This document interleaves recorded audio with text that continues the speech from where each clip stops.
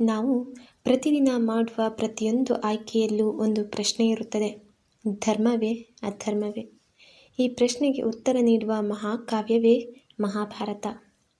ಮಹಾಭಾರತ ಅಂದರೆ ಏನು? ಮಹಾಭಾರತವು ಕೇವಲ ಯುದ್ಧ ಕಥೆಯಲ್ಲ, ಅದು ಮನುಷ್ಯ ಜೀವನದ ಸಂಪೂರ್ಣ ಚಿತ್ರ. ಸತ್ಯ, ಸುಳ್ಳು, ಧರ್ಮ, ಅಧರ್ಮ, ಪ್ರೀತಿ, ಅಸೂಯೆ, ತ್ಯಾಗ, ಆಕಾಂಕ್ಷೆ ಇವೆಲ್ಲವನ್ನು ಒಳಗೊಂಡಿರುವ ಮಹಾಕಾವ್ಯ ಇದು. ಮಹಾಭಾರತವನ್ನು ಮಹರ್ಷಿ ವೇದವ್ಯಾಸರು ರಚಿಸಿದ್ದಾರೆ. ಇದು ಜಗತ್ತಿನಲ್ಲಿ ಅತಿ ದೊಡ್ಡ ಕಾವ್ಯ. ಇದರಲ್ಲಿ ಪಾಂಡವರು ಮತ್ತು ಕೌರವರ ಕತೆ, ಶ್ರೀಕೃಷ್ಣನ ಬುದ್ಧಿ ಮತ್ತು ನೀತಿ, ಗೀತೆಯ ಅಮೃತೋಪದೇಶ ಇವೆಲ್ಲವನ್ನು ಕಾಣಬಹುದು. ಮಹಾಭಾರತ ಹೇಳೋದು ಇದು: ಒಳ್ಳೆಯವರು ಕೂಡ ಕಷ್ಟಪಡ್ತಾರೆ, ಆದರೆ ಕೊನೆಗೆ ಧರ್ಮವೇ ಗೆಲ್ಲುತ್ತದೆ. ಪ್ರತಿಯೊಂದು ಪಾತ್ರವೂ ನಮ್ಮ ಜೀವನದ ಪ್ರತಿಬಿಂಬವೇ.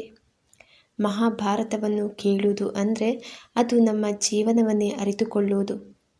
ಇಂದಿನಿಂದ ನಾವು ಪ್ರತಿದಿನ ಮಹಾಭಾರತದ ಒಂದು ಕಥೆಯನ್ನು ಸರಳವಾಗಿ ಕೇಳೋಣ. ಚಾನಲನ್ನು ಸಬ್ಸ್ಕ್ರೈಬ್ ಮಾಡಿ ಮುಂದಿನ ಭಾಗಕ್ಕಾಗಿ ಜೊತೆಗಿರಿ. Thank you.